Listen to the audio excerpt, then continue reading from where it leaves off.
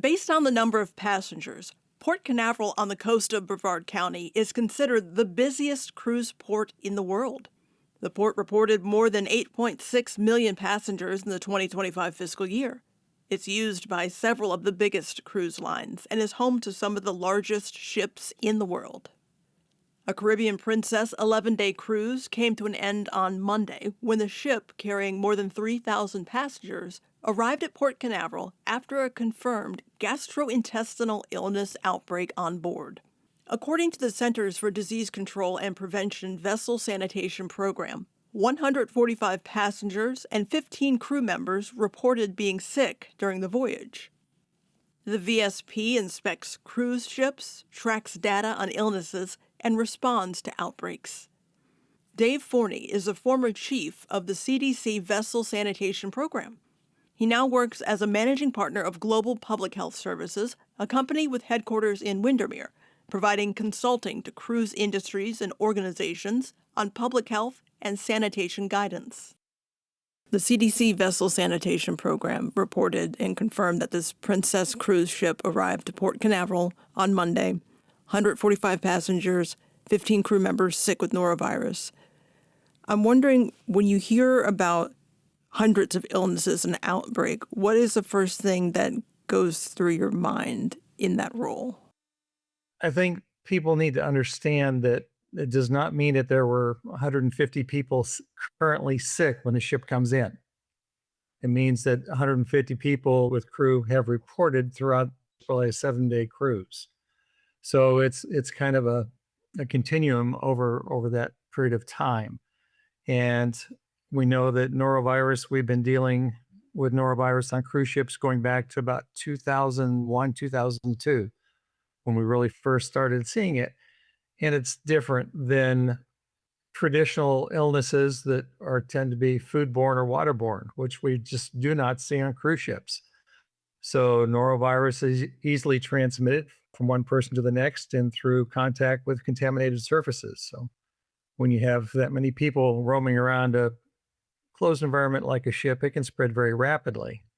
Is there a moment you know this might be a bit more than a routine illness? That's very well laid out on the cruise ships. By the Vessel Sanitation Program has guidelines that they have to follow, and they have to actively monitor for GI illness throughout the cruises, both passengers and crew, to the point where they even monitor if there are any antidiarrheal medications sold in any of the stores. So they know exactly who may have been ill or have become ill.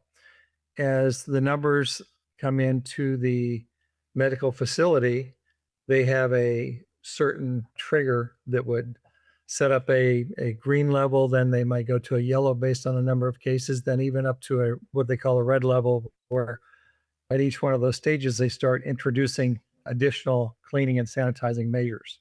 All these ships that sail in and out of U.S. ports must report back to CDC the number of passengers and or crew that have had a GI illness during that cruise, even if that number is 0. So there's active monitoring throughout a cruise. This program responds and monitors outbreaks. What does that behind the scenes look like? How do you actually respond to an outbreak, to something that's floating at sea? It depends on what we suspect the illness to be. If it's norovirus, really, to be quite honest, it's vomiting and diarrhea. For most people, it's not life-threatening. It can be in persons who have pre-existing illnesses where they really cannot afford to become dehydrated. But for the most part, this is a very common illness.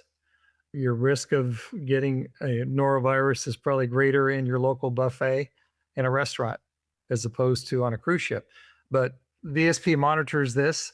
When it comes to about 2% of the passengers or crew report, they actually have to make a special phone call to CDC saying, this is what we're seeing and this is what we suspect. They may or may not have the capability of testing on board, but if they suspect from symptomatology that it's norovirus, then CDC would not physically respond to that.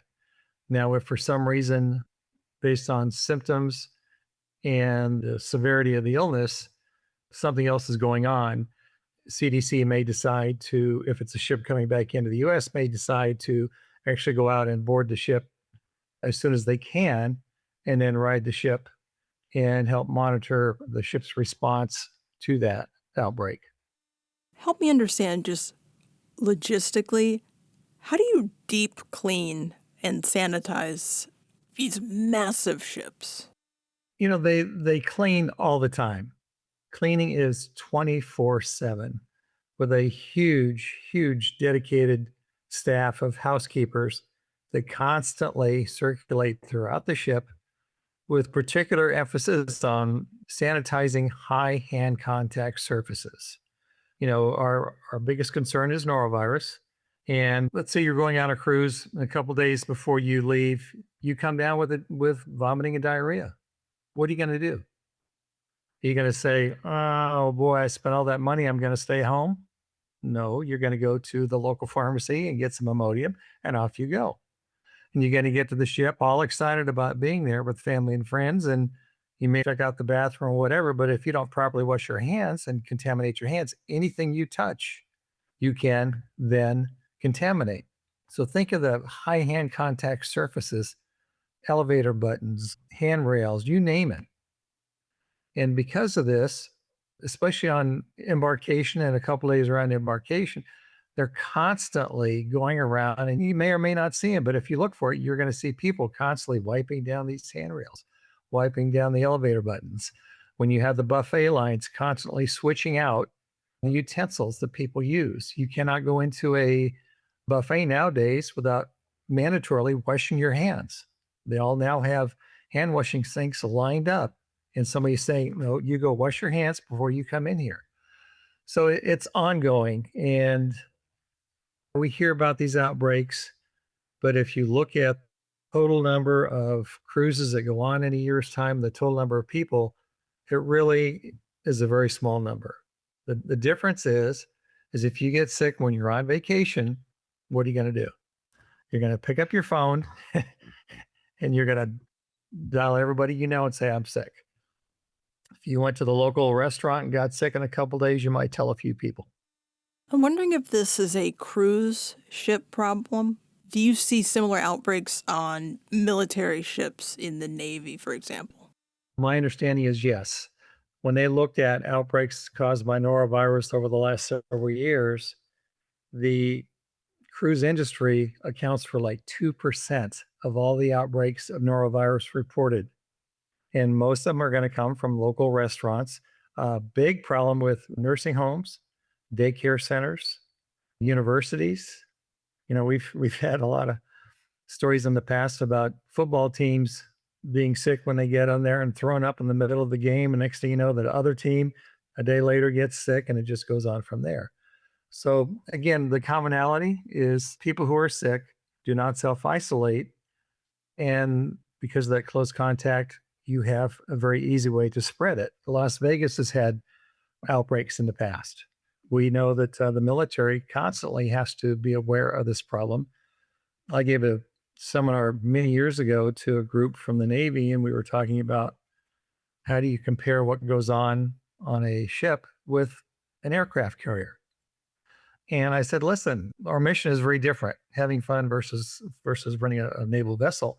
But you still have thousands of people in a confined space, and you can't afford to let people get sick. You can't afford to have your fighter pilot get in his aircraft and throw up. And then what do? You take a lot of things out of service. So it can be a big problem. I know there have been a lot of outbreaks on Navy ships. But again, people get sick in a high density population and it can spread very rapidly. This vessel sanitation program had significant layoffs last year. All full-time employees were let go. Is that concerning to you? Uh, yes, but not all of them were really let go. Majority of the folks that go out and do the inspections are with the U.S. Public Health Service. They're not civil servants. They're actually U.S. Public Health Service, which is one of the uniformed services. When they're out on the ships, they wear a uniform. Many of the people in the VSP were reassigned to other activities. I don't believe any were actually let go or furloughed. And shortly thereafter, I think they brought everybody back together again. And I was reading something yesterday or day before that they've actually really back in conducting a lot of inspections, and they're out there like they have been in past years. Dave Forney is a managing partner of Global Public Health Services and the former chief of the CDC Vessel Sanitation Program. This conversation comes as health officials continue monitoring a separate and rare hantavirus outbreak linked to a cruise ship in the South Atlantic that arrived in Spain Sunday. Shifting now from the response to understanding why these outbreaks happen, Dr. Cindy Prinz is an associate professor of medicine at UCF and an infectious disease epidemiologist. It seems like every few weeks there's another story about an outbreak on a cruise ship. What is it about cruises that makes them so susceptible to these viral outbreaks? Yeah, we have heard quite a few things lately about outbreaks on cruise ships. A few things that you need to keep in mind about cruise ships. One is that sometimes you can have passengers who are a little more vulnerable to getting infected. We tend to see some older folks who go onto cruise ships because it's a really easy way for them to travel and they may be more susceptible. You also just get a lot of people in close quarters with each other, and then as you add things like people maybe bringing an illness on board or just people interacting with a lot of other people, that's when you can see these outbreaks spread on cruise ships. Are cruise ships riskier than like a hotel or a resort, or are they just monitored differently when it comes to these outbreaks? I would say that you are more likely potentially to come in contact with an infectious disease if it begins to spread on board a cruise ship. So it doesn't mean necessarily that every time you get on a cruise ship, you're going to be exposed to something, but it does mean that if you go on a cruise and, there's something that happens to be circulating on board, you just may be more likely to come in contact with that, maybe more than once, because of the way people are mingling on cruise ships. It's something we call a closed system. So it means that the people on the ship stay on the ship, they stay in contact with each other. Whereas in a hotel, you may be staying more with your own group. You may have some interactions with other people, but you might be going outside to do tours, going out to the pool. You'll go outside on a cruise ship as well, but you have a lot of indoor mingling with people, a lot of contacts with people that you might not normally have, like sitting and eating dinner with them. And so it's not necessarily that I would say you have a much higher risk, but it's just that idea that, if you come into contact with something on a cruise ship, it just may be more likely that you're in a situation where you could get infected with that virus. You mentioned that passengers can bring something on board. Is that how these outbreaks typically start? Are people unknowingly bringing viruses on board, or do they start on the ship itself? Yeah, that's a great question. And it can happen both ways. So you can have someone who unknowingly brings something on board. You may have someone who, potentially feels a little unwell before they get on board, but doesn't necessarily realize that they're ill, or they may not be ill until after they get on board. And so people can bring illnesses on board. We know what we're seeing right now with this hantavirus outbreak was that the first, individuals who got infected likely got infected before they boarded that ship. But you can also have people who get infected on a cruise ship. And one example of that is Legionnaire's disease, caused by a bacterium that can grow in warm waters. And we have seen some cases of Legionnaires on board cruise ships. It's not spread person to person. So you're actually getting it from the environment, and it can happen off of a cruise ship as well.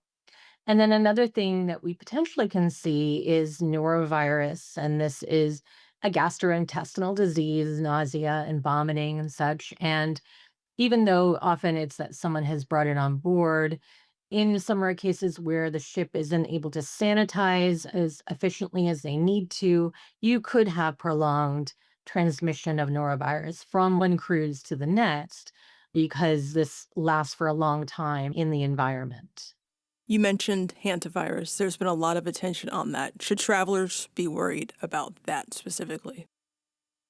I wouldn't worry about antivirus at this point. I know there's been a lot of attention on it. And I also know it can be really scary for a lot of people as they see that, people have disembarked from the ship and gone to multiple parts of the world. It's a little scary too because there's a longer incubation period. And so we kind of have to live with this uncertainty for a little while of, has this been contained at this point or is it continuing to spread? But, certainly right now, it seems that the situation is under control at the moment. There are people who are being tracked who are potentially exposed. They're being quarantined and then isolated if they have symptoms. And so right now, I would say this is not a huge concern for folks. And frequently we're talking about norovirus. Is that at all related to the way food is served on a ship? Is it foodborne illness given the huge just volumes and massive buffet tables? Right. Yeah. I mean, that's a hallmark of cruises and something that people love, right? Is that you have these, dining experiences. And neurovirus can be foodborne, it can be waterborne, but it can also be transmitted by contact. And also, if people inhale, it's about to get gross, but if people inhale around someone who has vomited or even potentially fecal matter, so there are multiple ways. Mostly what you see on a cruise ship is going to be people getting it by contact or by this sort of inhalation route. On a cruise ship, someone who has norovirus, it's the person closest to them, usually sharing their cabin, that is most likely to get infected as well. But then from there, it can spread around. And one thing about norovirus is that you really have to do great hand hygiene. It's a really what we call resistant virus in terms of cleaning and disinfection and hand hygiene. The alcohol gels that are great for a lot of other things, they don't work very well against norovirus. And unfortunately, we know that people are not really good at washing their hands with soap and water. If you've ever observed that quietly watching someone next to you at a sink, you would know that, typically it's sort of a perfunctory hand washing and done. And, that's often not enough to really remove norovirus from a person's hands. And then if they go and touch their food, they can introduce that into their system. So, when you're looking at stopping an outbreak, how much of it comes down to what the passengers are doing, passenger behavior, or is it the responsibility of who's operating the cruise? Yeah, I would say it's both. So for norovirus, specifically, on the part of the person operating the cruise, they are going to increase their cleaning and disinfection. That's a really, really important because if you have an outbreak on board the ship, you have places that are getting contaminated with norovirus, and you may clean and disinfect, but they can get recontaminated as more and more people get the illness and may touch some of those surfaces. So what we call enhanced cleaning and disinfection, making sure that those, in particular, high touch surfaces, the things that people touch a lot, are getting cleaned and disinfected more frequently is really important. But I would say passengers also have a responsibility. They have the responsibility to make sure that if they have symptoms, they report those to the cruise ship medical personnel and that they also follow the infection control guidelines. And that may mean that they're asked to isolate, which is not going to be fun for people who are on vacation, but trying to keep someone in their cabin away from other people while they're symptomatic is really important to prevent that spread. And then also, again, making sure that they wash their hands with soap and water, in particular after using the bathroom and before they eat to try to keep this from circulating around. One thing to mention is even though this maybe has gotten a little bit decisive, I do want to say that masks are really useful. So if you're thinking about a respiratory outbreak, bring a good fitting mask just in case you find yourself in a situation where someone is, coughing and sneezing around you and you can put that mask on. Or if you're not someone who wants to wear a mask, think about at least walking away and getting away from that exposure. Dr. Cindy Prince is an associate professor of medicine at UCF and an infectious disease epidemiologist. We reached out to the cruise lines that use Port Canaveral: Princess, Carnival, Royal Caribbean, Celebrity, Disney, Norwegian, and MSC. We only received a response from Carnival Cruises, who referred us to the Cruise Lines International Association, an industry trade association. We have not heard back from them.